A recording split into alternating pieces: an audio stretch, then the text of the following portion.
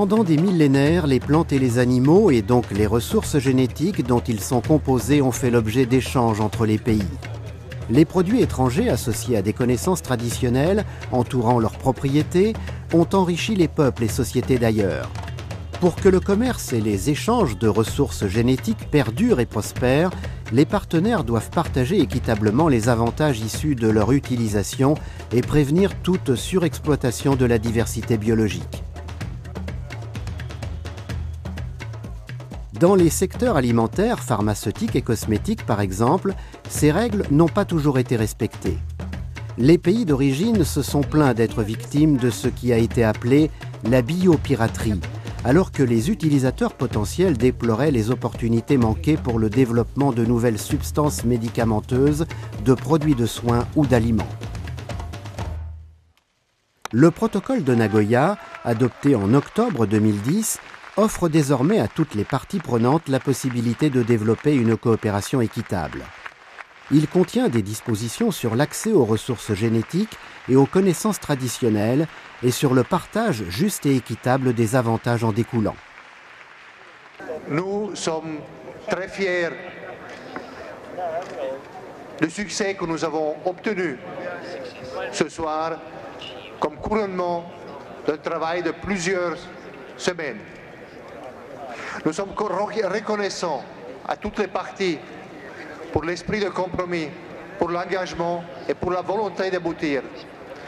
Et, Monsieur le Président, nous tenons surtout à vous remercier personnellement.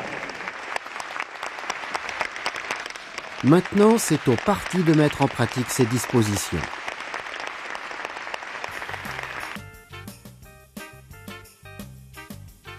Mais en quoi consiste exactement ce protocole ? Notre planète recèle des richesses et nous en sommes conscients. Les animaux, plantes et micro-organismes contiennent des milliards de ressources génétiques utiles. Un long chemin a été parcouru depuis le recours aux animaux, aux céréales et aux plantes, jusqu'à la découverte des premiers antibiotiques. Et bon nombre de ces ressources génétiques sont utilisées pour fabriquer des médicaments, des aliments, des produits cosmétiques ou d'autres produits importants. Mais une grande partie des richesses que la nature nous réserve n'a toujours pas été découverte. Prenons par exemple une plante cachée au fond de la forêt tropicale. Seuls les habitants locaux ont des connaissances sur l'utilisation de la plante, alors que sa composition génétique pourrait bénéficier à des millions de personnes à travers le monde.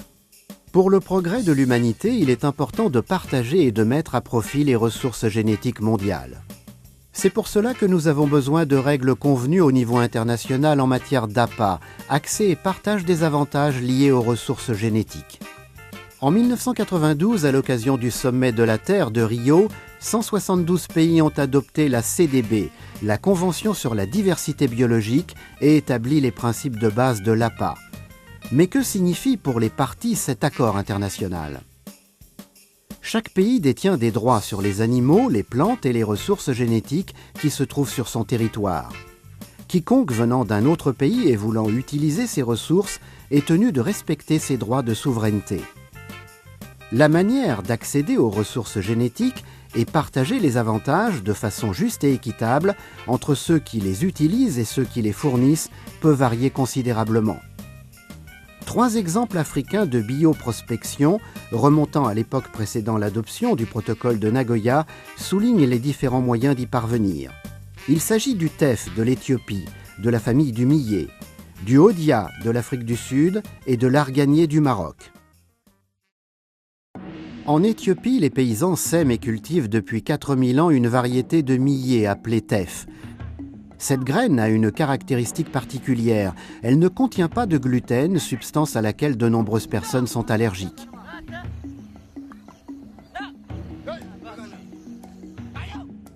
Cultiver en Éthiopie est une entreprise fastidieuse.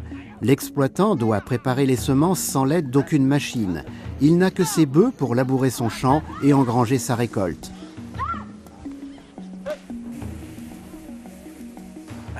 Le teff est plus rentable que toutes les autres céréales. Je peux en cultiver 6 tonnes par an. Ma famille en a planté pour se nourrir et j'en vends. Tout le monde mange du teff ici. Ici, en Éthiopie, le teff est surtout utilisé pour préparer des miches de pain rond, des plats appelés injera. qui sont l'un des principaux aliments de base du pays. Je ne pense pas qu'on pourrait survivre sans le teff. Il nous donne tout ce dont nous avons besoin. Notre famille n'a jamais vraiment été malade. L'injera est comme un médicament pour nous.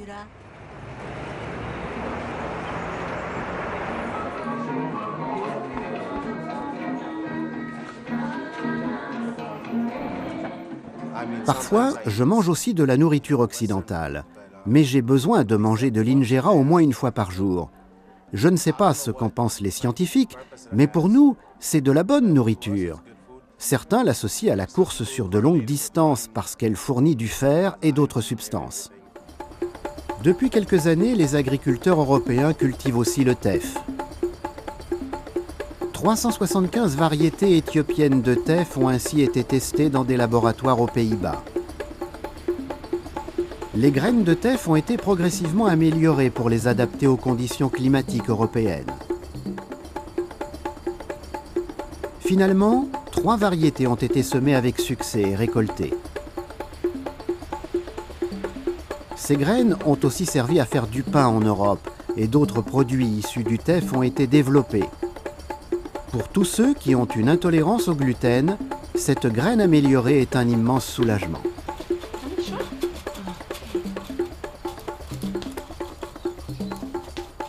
Au début, c'était vraiment difficile pour nous, surtout pour modifier notre alimentation, mais maintenant, nous nous sommes habitués.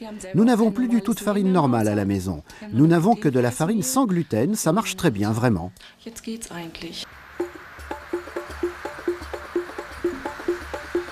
Cette famille a fait de nécessité vertu et ouvert sa propre boutique d'aliments sans gluten. Le boulanger est également très content de son nouveau produit. Au départ, l'accord prévoyait que l'Éthiopie reçoive une part de toutes les ventes ainsi que des variétés de teff améliorées et une aide technique pour ses agriculteurs de la part de l'entreprise néerlandaise, seule distributrice de cette graine en Europe. Les Éthiopiens reçoivent 4 choses de notre part. D'abord 5% des profits, ensuite 10 € pour chaque hectare cultivé. Troisièmement, nous partageons nos découvertes scientifiques avec eux. Et enfin, nous voulons créer des emplois en Éthiopie demain parce que nous souhaitons exporter du teff depuis ce pays.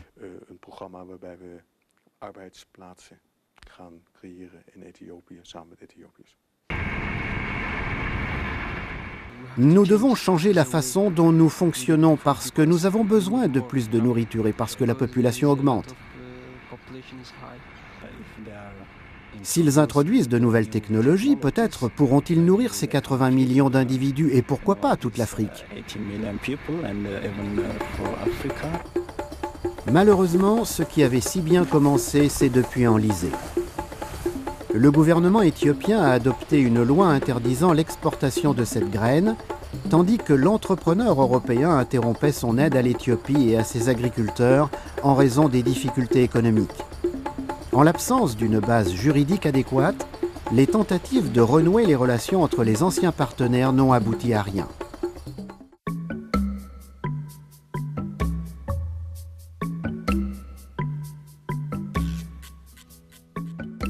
Les San vivent dans le désert du Kalahari dans le sud de l'Afrique. Pour affronter la faim et rester en forme pendant leurs longues parties de chasse, ils utilisent depuis des siècles du hodia, une plante qui ressemble à un cactus. Celle-ci pousse à l'état sauvage et peut être récoltée à la main et consommée crue.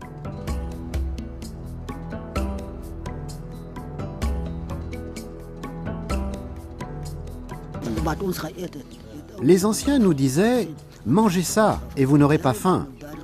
Vous ne recevez pas de nourriture, mais vous n'avez pas faim. »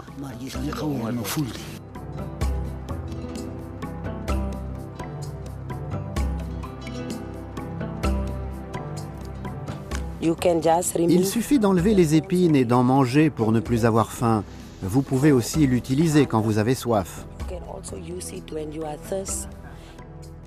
Des scientifiques sud-africains se sont penchés sur la plante pour déceler le secret de ses composantes coupe-faim.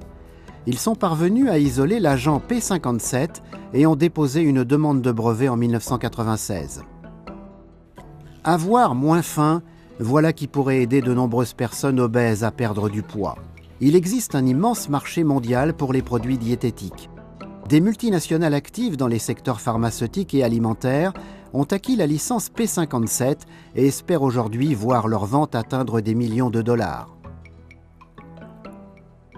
Lorsque les SAN ont entendu parler de ce brevet et de la licence accordée par l'Institut de recherche sud-africain, ils ont exigé de recevoir une partie des éventuels bénéfices et demandé une récolte durable de leur Odia. Cependant, l'affaire a soulevé de nombreuses interrogations et controverses. Il m'est très difficile de signer cet accord pour de l'argent en échange de Odia ou de Koba. Je sais que mon peuple apparaît en première page, mais dans le document même, ce sont mes connaissances qui sont volées.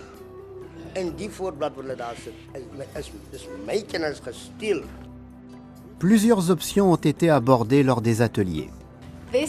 Cet événement fait partie d'un projet de recherche consacré au processus décisionnel et au partage des avantages.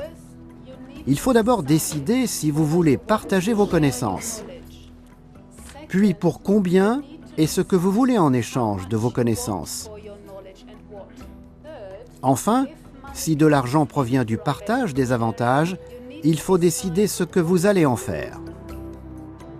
Finalement, les SAN et l'Institut de recherche sud-africain sont arrivés à un accord. Si le brevet sur le Odia devait un jour donner naissance à un produit commercialisé, les SAN auraient droit à 6% des revenus engrangés au titre des accords de licence. Mais le brevet n'a pas été un franc succès et aucun produit n'a encore été développé. Pour l'instant, aucun partage significatif des avantages n'a profité aux SAN. Se prévalant de l'absence de règles internationales, de nombreux profiteurs utilisent d'obscurs ingrédients mettant à mal la bonne réputation du Odia.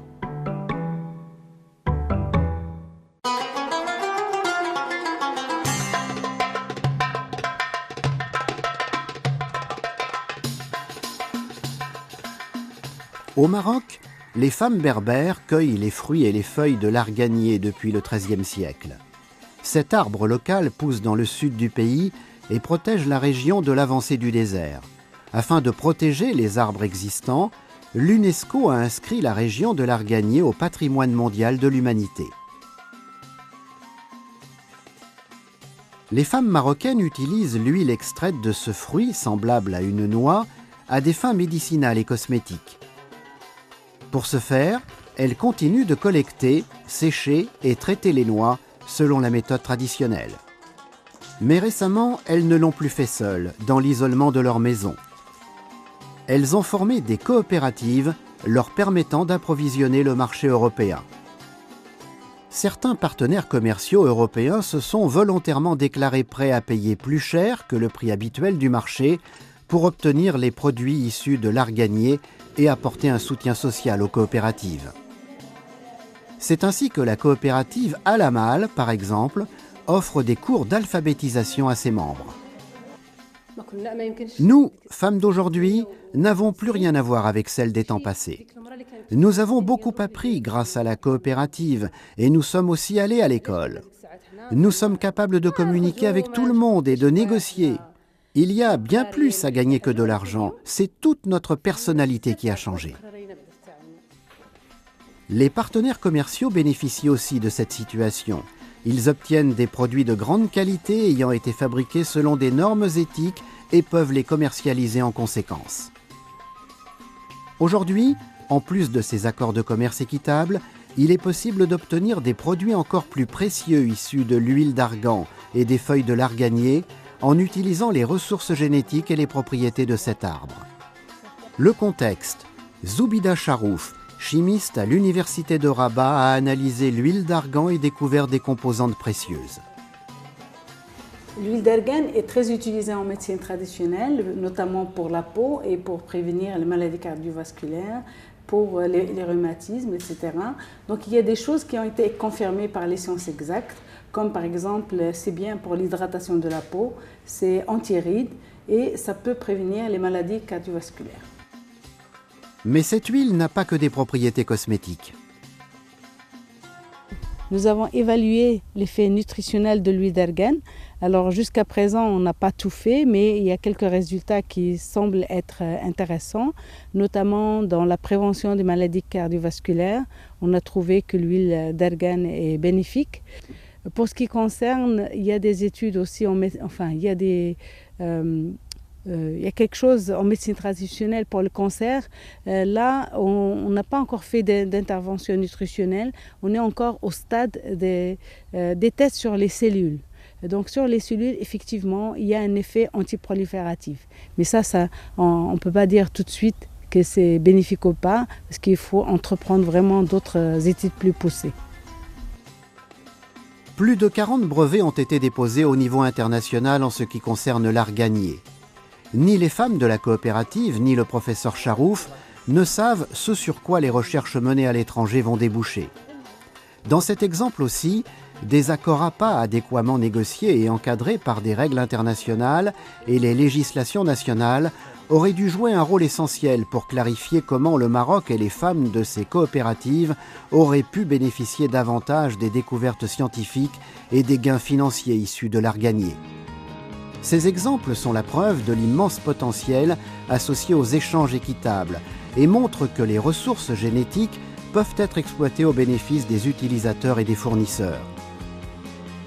Toutefois, par le passé, l'existence d'exigences légales confuses applicables dans les pays fournisseurs, associées à la non-participation de tous les acteurs pertinents, tels les détenteurs des connaissances traditionnelles, et à l'absence de mécanismes de suivi et de mise en conformité dans les pays utilisateurs, ont débouché sur des situations injustes et insatisfaisantes. Il est donc devenu urgent d'adopter des règles reconnues au niveau international par tous pour remédier à ces défauts. L'APA expliqué simplement. En 2010, le protocole de Nagoya a précisé les principes de l'accès et du partage des avantages stipulés par la Convention sur la diversité biologique. Ces principes s'appliquent de manière juridiquement contraignante aux pays fournisseurs ainsi qu'aux pays utilisateurs de ressources génétiques. Une entreprise ou un chercheur étranger peut uniquement avoir accès à des ressources génétiques si le pays fournisseur a donné son accord.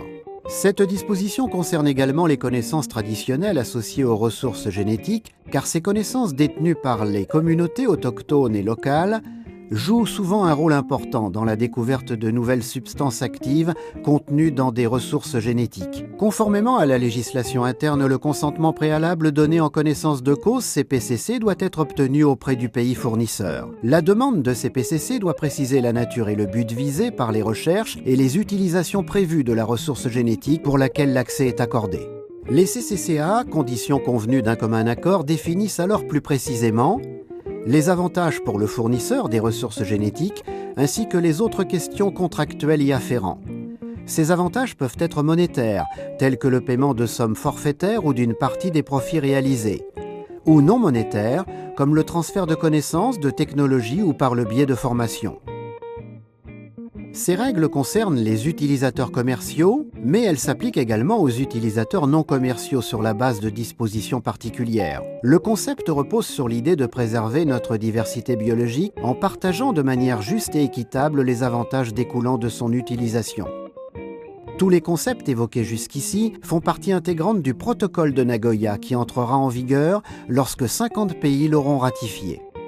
Il a pour but de garantir un accès approprié aux ressources génétiques et le partage des avantages qui découlent de leur utilisation. Il vise à renforcer la certitude juridique pour toutes les parties impliquées dans l'utilisation des ressources génétiques. À cela s'ajoute un autre élément important qui vient compléter le protocole. Des points de contrôle officiels devront désormais être désignés dans les pays où sont utilisées des ressources génétiques. Tout au long des processus de recherche et de développement, ces points de contrôle contribueront à vérifier si le consentement préalable donné en connaissance de cause, CPCC, a été obtenu et si des conditions convenues d'un commun accord, CCCA, ont été établies. Les informations recueillies sont ensuite transmises aux autorités pertinentes et à une base de données spécifique, le centre d'échange sur l'APA. Elles peuvent ainsi être consultées par le pays qui a fourni les ressources. Cette procédure permet de suivre une ressource génétique du fournisseur à l'utilisateur, depuis l'innovation jusqu'à une éventuelle commercialisation, lorsque la ressource a quitté le pays fournisseur. Cela contribue à garantir un partage équitable des avantages si un produit à base de ressources génétiques est mis sur le marché. Tous les pays ayant ratifié le protocole de Nagoya doivent maintenant traduire ces dispositions dans une législation nationale qui reflète les intérêts de l'ensemble des parties prenantes concernées. Que ce soit dans les pays fournisseurs ou utilisateurs, le temps est venu de s'y mettre. Les gouvernements doivent se fixer des objectifs pour concrétiser la législation sur l'APA dans leur pays, en coopération avec tous les groupes concernés, détenteurs de connaissances traditionnelles, scientifiques, entreprises et ONG luttant pour la préservation de la biodiversité ou un commerce équitable. Ils doivent également préciser les étapes à franchir sur cette voie.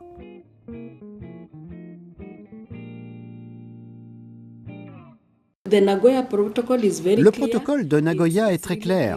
Il donne vraiment à chacun la possibilité de participer et de le mettre en œuvre. Il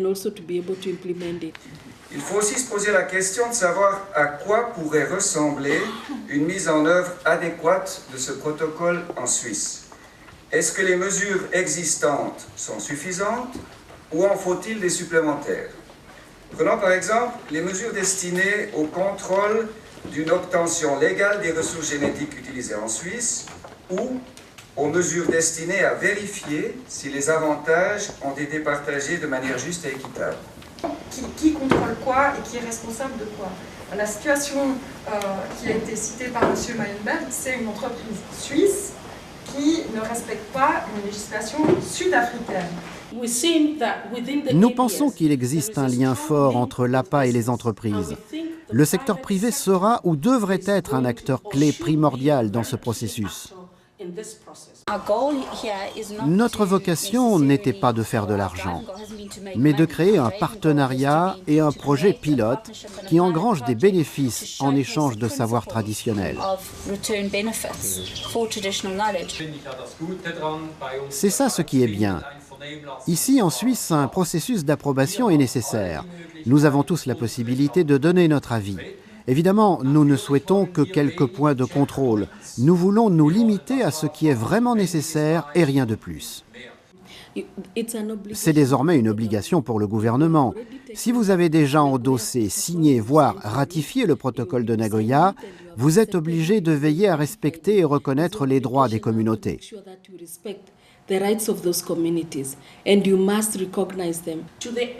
Au continent africain, je voudrais dire qu'à nos yeux, l'heure est venue pour nous, en tant que région, de voir comment, de façon très coordonnée, nous pouvons garantir que chaque pays transpose dans sa législation les dispositions de ce protocole, de façon à ce qu'aucun pays ne soit bénéficiaire alors qu'un autre ne le serait pas.